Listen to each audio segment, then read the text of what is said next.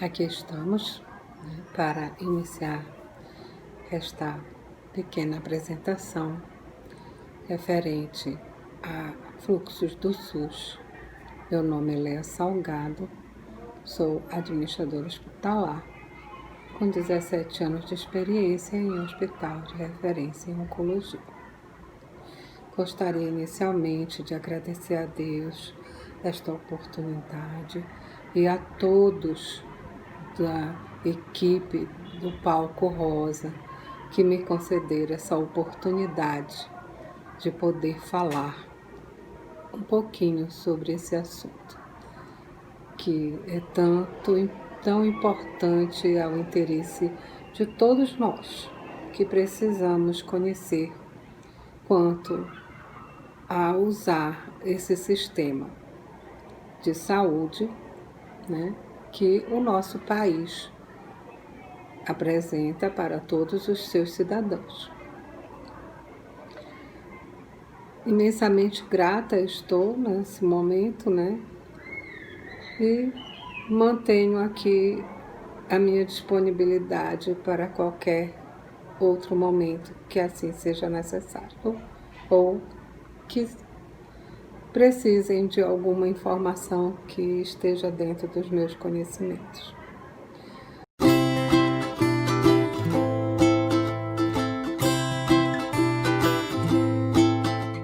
Falar sobre o SUS é algo que me deixa muito feliz, porque considerando o estudo que fiz sobre esse assunto, me mudou muito a minha visão a respeito desse sistema. Um sistema único de saúde que começou em 1988, com a promulgação da nova Constituição, e que se fundamentou em 1990. E ele tem todo desenhado dentro do seu sistema os fluxos, assim como toda uma legislação que regulamenta as suas ações dentro desse sistema. Por isso, nessa condição dessa legislação funcionar, é que o sistema todo tem um fluxo desde a atenção primária, seguindo a uma média complexidade e a alta complexidade. E nesses caminhos é que nós temos que aprender a traçar o atendimento necessário para a nossa saúde, para a nossa melhora na nossa condição física e orgânica. E como não deixar de ser nossa saúde mental. A questão que se refere, nesse caso, que estamos falando do Outubro Rosa, estamos falando do atendimento às mulheres, tanto no que se refere ao câncer de mama, quanto atrelado a isso está o câncer de útero e outros que são peculiares à condição feminina. Entretanto, muito se deve a essas condições a questão de que é importante a consciência de todas nós mulheres da importância dos exames primários. Quando você vai na unidade de saúde do seu bairro, e lá você atende com um clínico, e de lá você é encaminhado a um especialista, como um mastologista ou um gineco. Normalmente, esse profissional ele tem o olhar das duas situações. E lá você vai fazer o seu exame de mama, vai fazer a sua mamografia. E isso não pode ser uma única vez. A partir de determinadas condições orgânicas dos nossos hormônios, é importante que você faça essa avaliação pelo menos uma vez ao ano, para justamente justificar a condição de que nada está sendo alterado no seu organismo. E se caso essa alteração se apresente, o médico ele vai ter a condição de fazer uma avaliação mais aprofundada dentro da média complexidade. E aí ele está nesse momento apto a encaminhar você para uma avaliação um pouco mais detalhada, que provavelmente deve ser uma biópsia, né? Ou uma punção de mama. Esses 2 procedimentos, eles trarão a você uma visão mais conclusiva do seu estado, se refere à questão de um nódulo e ele está numa condição de malignidade. Nessa situação que você confirma com esse médico, numa condição de média complexidade, porque já envolve exames com um pouco mais de definição. Por isso, o fluxo tem que seguir. Nesse momento, você deve ser referenciada para um hospital de oncologia, onde trata dos procedimentos de câncer. Essa palavra, eu sei que ela é forte, ela tem seu significado de uma maneira muito difícil de se aceitar, né? Eu vivi isso muitas vezes com muitos pacientes, mas a gente tem que compreender que justamente por ser uma doença de um grau elevado de complexidade, de interferência orgânica forte, onde você vai ficar debilitado, você precisa de um local onde tudo ali funcione para esse tratamento. Então, os hospitais de referências, como os hospitais oncológicos de cada estado, eles têm esse preparo, eles têm profissionais capacitados, são profissionais que são, além de médicos, têm formação a nível acadêmico de poder tratar de uma paciente nessas condições, com um diagnóstico fechado mediante a biópsia. É muito importante que isso esteja realmente confirmado, que você tenha esse resultado em mãos para que o médico possa atendê-la de forma adequada e fazer a sua avaliação de forma que ele possa planejar o seu tratamento, seja uma quimioterapia, seja uma radioterapia, seja um procedimento cirúrgico. O importante é que esses exames possam dar a ele a condição de fazer o seu protocolo, porque existem protocolos definidos junto ao Ministério da Saúde dos procedimentos, medicamentos e tudo que possa ser necessário para esse paciente. E hoje as equipes funcionam de forma onde não é só o médico, mas uma equipe multiprofissional atuando junto a esse paciente, né? Com nutricionistas, fisioterapeutas, psicólogos, terapia ocupacional e diversas outras, a nutrição, né? É importantíssimo que tudo isso realmente ocorra dentro dessa unidade para esse paciente, de forma a dar o suporte necessário que essa pessoa precisa para poder fazer seu tratamento. Uma coisa que sempre eu ressalto é que não pense o tratamento uma coisa que se resolve em uma semana. É um tratamento a longo prazo, é um tratamento que exige que você cumpra as determinações médicas, que você se respalde junto aos outros profissionais na questão da sua alimentação, da sua nutrição, da sua hidratação, porque você vai precisar, e o seu estado psicológico, assim como da família. A família precisa receber esse suporte também, para que entendam que todos juntos podem sim superar essa dificuldade que essa doença traz, né? Outra coisa que é importante estarmos falando, né, nas leis. As leis, que respaldam todos os procedimentos, né? O SUS, ele é totalmente baseado em uma legislação. Então, o Ministério da Saúde, ele determina portarias. Eu trouxe 2 portarias aqui que são extremamente importantes, são recentes, mas que é importante que você conheça um pouquinho sobre elas. Elas são a portaria 58 de 1915, né? Ela fala sobre as diretrizes, né, nacionais para detecção do processo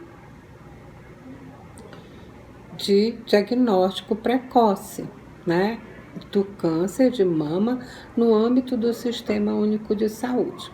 Essa portaria, ela dá aos profissionais envolvidos na questão do diagnóstico, seja na atenção básica ou na média complexidade, o respaldo de que o paciente precisa para o seu diagnóstico, que isso seja uma coisa definida por lei. Então, é direito de todos, né? É direito de toda e qualquer mulher que necessite desse atendimento, ela ter como recorrer no caso de alguma coisa não ser concluída, né? E a lei número 12.732/22 de novembro de 2012, ela estabelece prazo para o início do tratamento em 30 dias. Mas ela tem um detalhe importante, que esses 30 dias são os dias para elucidação da situação mediante solicitação fundamentada do médico responsável, incluindo a Lei número 13.896 de 2014. Ela é vigente e atual, né? 2014 é uma data recente, não faz ainda nem 10 anos, e garante o direito que dentro desses 30 dias a paciente, ela possa ter, sim, concluído o seu diagnóstico, né? Mediante a responsabilidade desse médico que estará acompanhando essa paciente, né? Então, o que isso nos diz? Que é importante que só vá para alta complexidade, para um hospital de referência em tratamento oncológico, aquele paciente realmente confirmado dessa patologia, porque senão estaremos sobrecarregando a unidade para fazer diagnóstico. Não creio que isso seja possível, as estruturas não são tão grandes o suficiente. Por isso, a atenção básica e a média complexidade, elas precisam ser resolutivas nessa condição do fechamento desse diagnóstico e que a alta complexidade receba esse paciente para tratar. E aí entra a Lei 12.732, de 22/11/2012, e da portaria do Ministério 876 de 2013, que fala sobre os 60 dias para iniciar o tratamento. Sim, porque esse paciente, muitas vezes, ele demora um pouco para fechar esse diagnóstico, né? A gente conhece casos de nódulos que apareceram o primeiro, não detectou, o segundo não detectou, e às vezes a mama, ela tem vários nódulos e nenhum apresenta, e de repente, em alguma situação, o médico consegue definir que aquele processo é oncológico, é câncer. E aí sim, essa paciente vai ser encaminhada ao tratamento dentro da unidade de referência. E esses 60 dias se fecha todo um protocolo, se fecha toda uma documentação. Não faça a bobagem de querer burlar esse caminho, porque é o que lhe dá respaldo aos seus direitos. não só os direitos internos dentro do hospital, mas todos os direitos que o paciente de câncer tem. Então, existe também, dentro do site do Ministério e do SUS, os direitos que assistem ao paciente oncológico, que são diversos. Entre lá, olhe, verifique, e você vai encontrar coisas que com certeza são de seu interesses legais manter o seu respaldo junto à lei, junto ao Estado, né? E é importante que a gente saiba que esses 60 dias o médico ele tem que definir o seu protocolo. O paciente vai fazer quimioterapia para reduzir tumor, vai fazer radioterapia com o mesmo objetivo, ou ele está ainda em condições precoces para fazer a cirurgia e extirpar o local da lesão através da cirurgia, e aí sim fazer uma quimio, uma rádio reparadora, para que não fique nenhuma célula portadora da doença. Então, são protocolos que o médico tem que definir nesse prazo de 60 dias. Talvez precise de mais algum exame de tomo, de ressonância, de imagens que definam melhor o local da lesão. Tudo isso é muito importante que você converse com esse profissional que está lhe atendendo, que está responsável pelo seu tratamento. Isso é uma coisa que você tem que conhecer. Quem é o seu médico, quem é essa pessoa que está cuidando da sua saúde e que tem essa responsabilidade mediante essas leis que são instituídas pelo SUS, né? Sistema Único de Saúde, respaldado pelo Ministério da Saúde. Então, aqui eu digo a vocês que todo e qualquer documento do SUS, ele representa um recurso para que o tratamento se desenvolva de forma satisfatória ao paciente portador.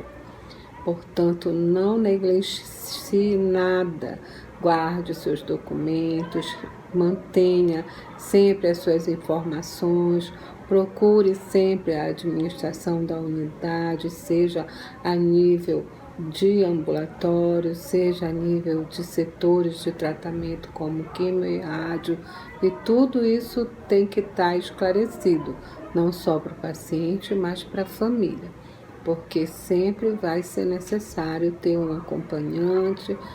O paciente não precisa, além da preocupação que ele já tem de ter um processo de adoecimento grave, também se preocupar com documentação, mas não deve estar alheio, deve estar acompanhando as coisas pelo seu próprio interesse de tratamento. Fico muito feliz nesse momento de poder dizer que, mesmo sendo às vezes regiões não muito favoráveis ao tratamento inicial, onde unidades de base não têm resolução suficiente, mas os médicos têm um documento que é um documento instituído legalmente pelo SUS, que é uma referência e contra-referência. Esse documento deve tramitar pela regulação do seu município. Ele não é para ser entregue na mão da família, nem do paciente, para que eles resolvam a situação. Ela deve tramitar dentro da regulação, para que sejam agendadas consultas, agendados exames, e tudo dentro de um tempo estabelecido pelo Ministério e pelo SUS, pelos trâmites dos seus processos. Então, é importante que isso ocorra com a responsabilidade do prefeito, né, do regulador, do secretário de saúde, do município onde você mora, até que o Estado assuma a sua parte quando você adentra ao hospital de referência para o seu tratamento. Nesse momento, sana a responsabilidade do município e passa a ser responsabilidade do Estado.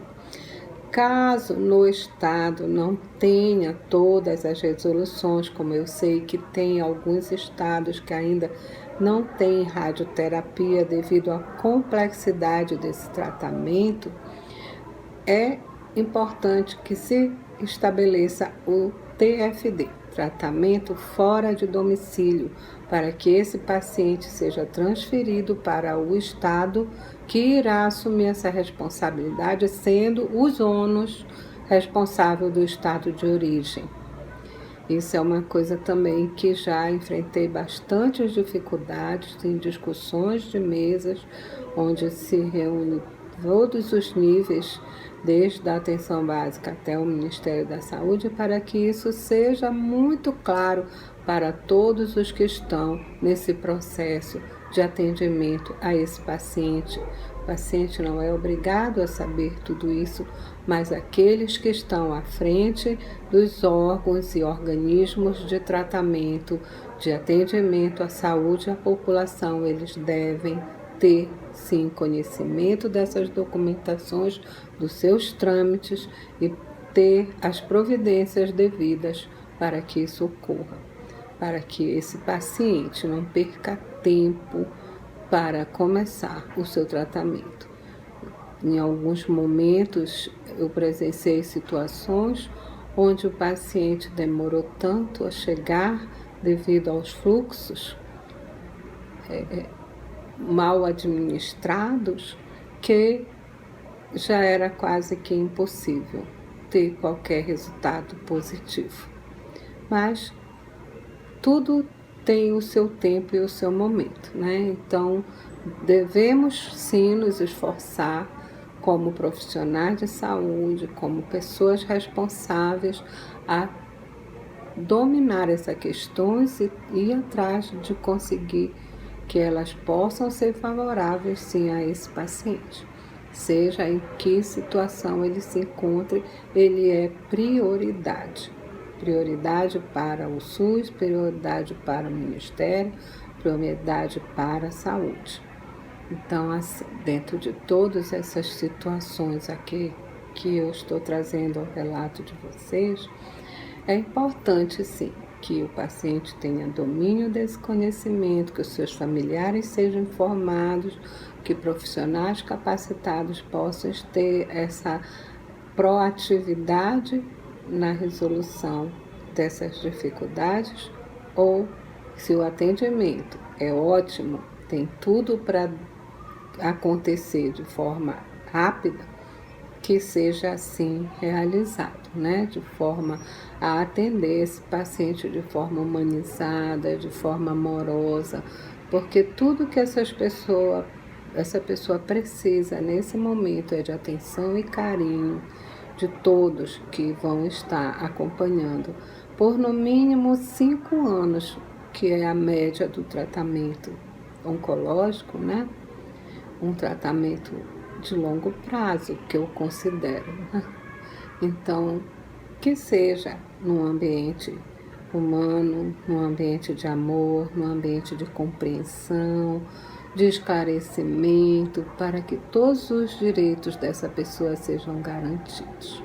Agradeço imensamente essa oportunidade, agradeço imensamente ao Palco Rosa, parabenizo essa iniciativa, essa ação, que ela permaneça e continue por todos os anos vindouros, que trazendo esclarecimento, trazendo informação e sendo muito feliz, com certeza, nas suas iniciativas. Obrigada.